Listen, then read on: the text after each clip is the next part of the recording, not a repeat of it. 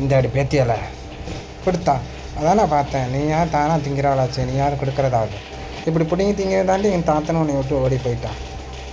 அது உனக்கு பிடிக்காத பக்கத்து வீட்டு பரிமளாவோட 10 நாளாக சாப்பிடல, வயிறு வீங்கி போயிடுச்சு, கழுத்தும் சுருங்கி போயிடுச்சு. கிளடி கொடுப்பாளா மாட்டாளா? பக்கத்து வீட்டில் வேறு செவ்வாழைப்பெல்லாம் நட வருது. இந்த சண்டால கிளவி கொடுத்து வச்சாலும் சாப்பிட்டுட்டு பக்கத்து தெருக்காது போகலாமே. எங்கே பாதியை காணோம். இந்த மனசு தாயா கடவுள். திட்டினது எதையும் மனசு வச்சு நம்ம பழியிலையும் வாங்கிடுவாளோ. எதுவும் கொடுக்காம போட்டுறாதம்மா, வயிறு போய் சூட்டத்தனைக்கு நானும் சுகன்யாவை நினச்சிட்டு படுத்ததுக்கு சும்மா சுருக்குன்னு பண்ணிட்டேலடா.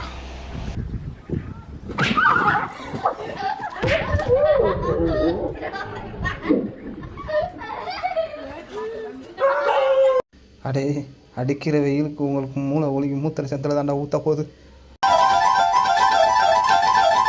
மூக்கிலே 3000 மியூசிக் போடுற முனிசாமி, நீ எங்கே போனாலும் பொழைச்சிக்கோடா. அந்த 6 நாளுக்கு வீடு வேறிக்க எல்லாரும் டீட்டே போயிட முடியுமாடா? அந்த பொண்ணை கரெக்ட் பண்ணோம்னா ஒரு 1/2 கிலோ அல்வா வாங்கி கொடு, மல்லிகைப்பூ வாங்கி கொடு, போண்டா வாங்கி கொடு, பிரியாணியை வாங்கி கொடு. அதை விட்டு அந்த பிள்ளைய கூட்டிகிட்டு போய் குண்டியில் காயினை வாங்கி கொடுத்துருக்கியாடா? சின்ன பிள்ளை தடப்பாலடா இருக்குதுடா.